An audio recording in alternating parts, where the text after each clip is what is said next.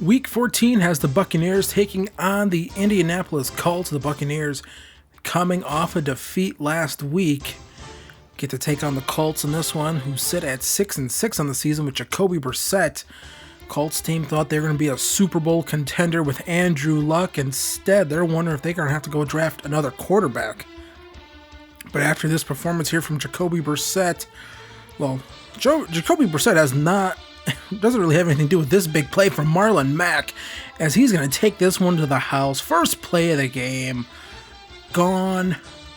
Touchdown, Marlon Mack. That's a big one. And like I said, this Tampa Bay Buccaneers defense has just really gone by the wayside.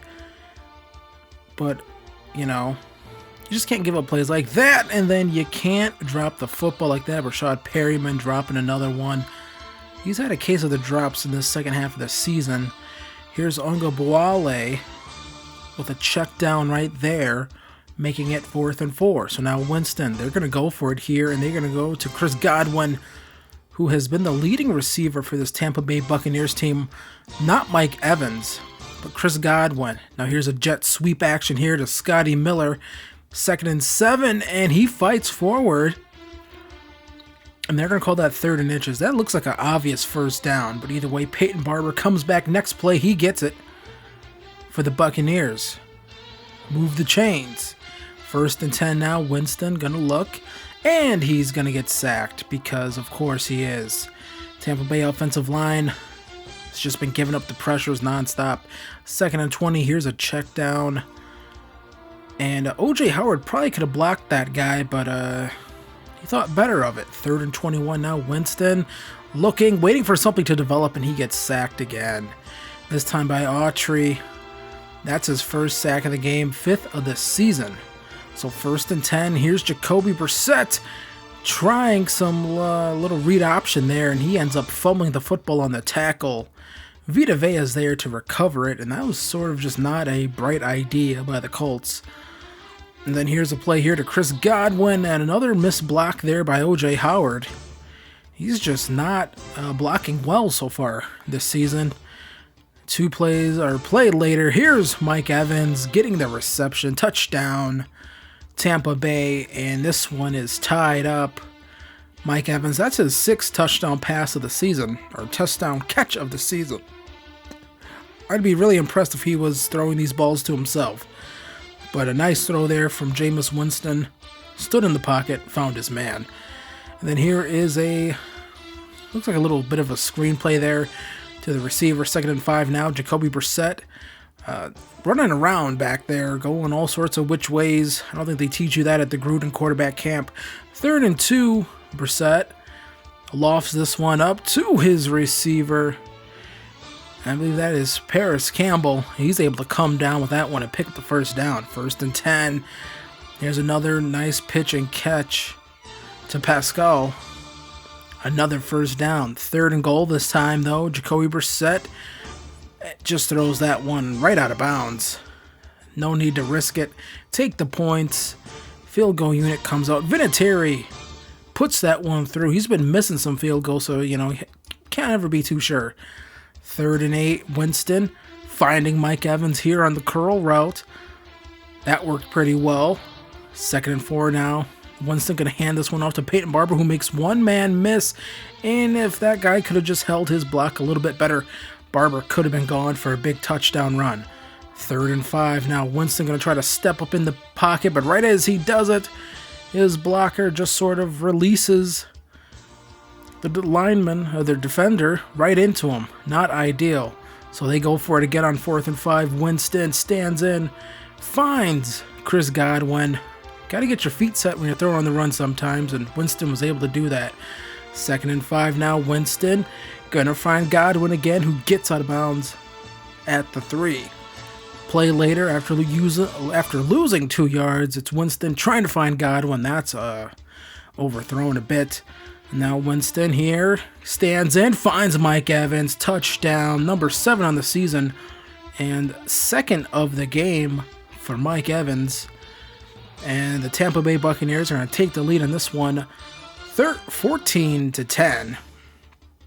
Evans able to get his feet down and avoid the hit, avoid the contact. I think they just sort of lost track of him. And then here's a big screen play. There's Quentin Nelson with a just absolutely brutal block on Sean Murphy Bunting. He maybe should have taken a different angle at that one. And then look at this. That is just a big play over the middle from Paris Campbell. 38-yard reception. 2nd and 5 now. Brissett finds Campbell again, who just shoves Whitehead right off of him like he was a small child. 2nd and 10 now. Brissett steps back to throw. Fires into the end zone, and that's an easy touchdown. Murphy Bunting getting burnt on that one. Looks like it was a bit of a double move, and he sort of went for the first move. Now Brissett again, 3rd quarter, finds his man over the middle, getting right back into scoring position. Tampa Bay, just their defense right now, just cannot stop anything, and they can't wrap up to tackle the running back. Marlon Mack gets into the end zone again, 24-14 now. Winston has all day to throw, finds Mike Evans. That's a lot of effort to pick up 9 yards, but they'll take it. 2nd and 1. Handoff here to Peyton Barber. Jukes jumps over his own man, and Peyton Barber, 30, 20, 10, 5, touchdown, Tampa Bay. Nice run there from Peyton Barber. He had to do a lot of the work himself. Got some decent blocking up front, and he was able to take that one to the house, his 9th of the season. So after Indianapolis gets a field goal to make it 27-21, Jamies Winston, 3rd and 7, able to slide down, picking up the first down. Now 3rd and 1, handoff here to Peyton Barber again, and he's going to almost take this one to the house, but this time the Indianapolis Colts defense is going to catch up to him. Still a nice run for Barber. He's been somewhat quiet this second half of the season. Now Winston, 2nd and 9, going to find O.J. Howard, who's going to get out of bounds before he's able to pick up the first down. 3rd and 5 now. Winston goes right back to Howard, and he's able to get the touchdown. Had just set him on a streak up the field. The key to that was the linebacker there deciding to blitz, so it was just a safety on him. And if I'm Jamies Winston, you take that matchup every single time. Look at that, just a safety on O.J. Howard. That's usually going to go in your favor, especially on a jump ball like that. That safety, he's just not going to be able to overpower O.J. Howard like that. Howard having a great season so far. Really close to being over 1,000 yards receiving on the season. Jacoby Brissett, though, he's going to come right back out with this Indianapolis Colts offense. They've been up and down this season, but in this game, they have been on it, and look at that. Pascal with the catch and run, touchdown. Big plays like that. And the Colts make it 33-28, but they go for 2 RPO action here. And that one's to Paris Campbell to make it 35-28. So once again, Tampa Bay's defense letting them down. Jamies Winston here running with the football, slides down on 1st and 10. Picking up some nice yardage there. 3rd and inches, play action. Winston going to try to run for it this time again, but he's going to get caught before he's able to pick up any sort of yardage. Tampa Bay, they've gone for it on 4th down a lot this season. They go for it again. Peyton Barber able to pick up the yardage to convert. 2nd and 10. Winston finding Cameron Brate, and he's going to get stopped short of the first down marker. 3rd and 3 coming up. Winston standing in the pocket, going to O.J. Howard again. Touchdown, Howard. That's his 2nd of the game. And the Colts give up the big touchdown there to let the Buccaneers right back in the game. 35-34. PAT ties it up, but it's blocked. And it takes everyone a long time to realize it's been blocked. So instead of having a tie ball game, the Colts keep the lead here, 35-34. So if you're Tampa Bay, you can't give up the big play. You got to get them off the field so your guys can go down and kick the game-winning field goal. You gave up the big play there, but doesn't matter. Sean Murphy Bunting comes back, makes a nice play there. Timeout. Here's another big run here from Marlon Mack. Levante David can't get him, but Devin White can, short of the first down. 3rd and 2, another run play.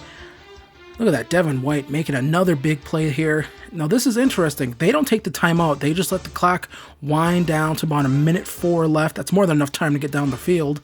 Jamies Winston finding Scotty Miller on that drag route. Hurry up offense here, still no timeout. Winston finding Chris Godwin over the middle.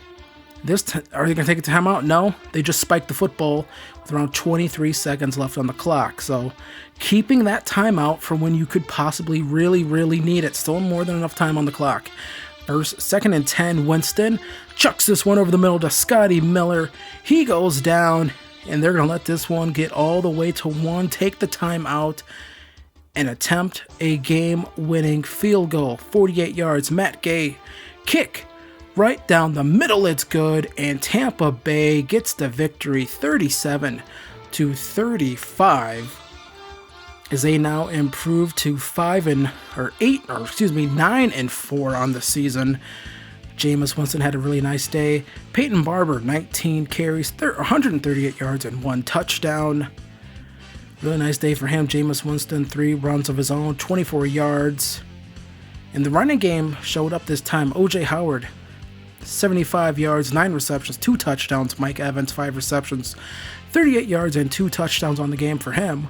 Jacoby Brissett, 27-31, 355 yards, and 2 touchdowns. Marlon Mack, only 6 carries, 103 yards, and 2 touchdowns. Both of those came off of really nice runs by him. And then for the Colts, Chester Rogers, a touchdown, 7 receptions, 70 yards on the day for him. And Zach Pascal, 3 receptions, 96 yards, and 1 touchdown on the day for him. So that was a pretty intense game. I was almost certain we had lost it when they blocked that PAT. So either way, Shaquille Barrett gets an upgrade. We're going to go speed rusher on that, of course. I could have swore Shaquille Barrett had a player that had a face scan. Either way, O.J. Howard. Go vertical threat on that. And he gets a really sizable upgrade here. +2 awareness, +3 catching traffic, +1 catching, +3 power block, +1 run block finesse, and +1 spectacular catch, which I thought he was pretty good at that. So that is a really sizable upgrade. And I think that +3 catching traffic is really going to help. Maybe that awareness will help with him, like just trying to block people instead of just like standing there, still trying to run his route or whatever he was doing on those other plays. So there's that. And we also have an upgrade here for Ryan Smith, cornerback.